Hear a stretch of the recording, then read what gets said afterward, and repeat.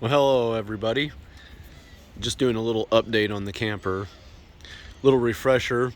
I was originally going to build my own from the ground up. I had plans for the frame and everything. I was going to do a mixture of a regular camper and an overlanding type camper. But I found a 1966 Camanche and it was super cute and the frame was in good shape. So I went ahead and picked that up. Of course, the wood and everything inside was totally rotten, so we gutted it and started rebuilding it. The original plan was to kind of mix my design and try to keep the metal of the original 66 camper, but as I went along, I stretched it, added windows, picked up some used windows, basically trying to modernize it. And so I'm here today. So I went ahead and we had taped all the corners and put house wrap on it, some synthetic I had left over from doing our roof. And when I pulled the metal out, I decided I wasn't going to do that. So I'm going back to the poor man's fiberglass that I had originally thought about doing. So I'm peeling off all the tape, and of course it is basically welded onto the camper, so I've been ripping that off and grinding that off. I still got to do that. I'm going to leave that actually. We're supposed to get a super huge rainstorm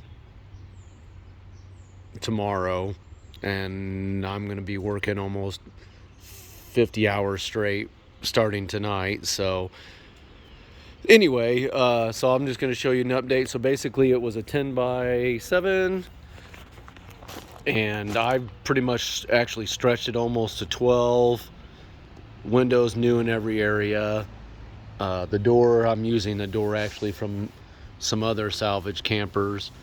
I decided I wanted to use Jeep bolt pattern rims. It did have a 3,500 pound axle in it, but of course the bearings were totally different sizes from anything I could get now, because I was just going to swap the hubs, but it was impossible. So I went ahead and bought brand new 3,500 pound axle, and so I could use Jeep. I have a Jeep, and even when I start to use my truck, I mean, they're so plentiful takeoffs. It's cheaper to buy a whole set of wheels and tires takeoff from Jeeps than it is to buy new. So I'll always have spares, and actually I got a set of 5 for free from a friend anyway. So of course, stacking of tolerances.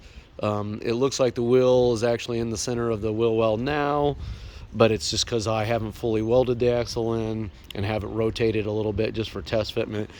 So I'm going to have to cut the brackets off for the springs and move it back 2 inches. And I'd also added a cross beam and mounts for shocks, so I'm going to have to cut that out now and flip it around to use shocks. I prefer using, some people don't care about shocks. I like it. Of course, with these fat Jeep tires on there. Nope, I got to take a break.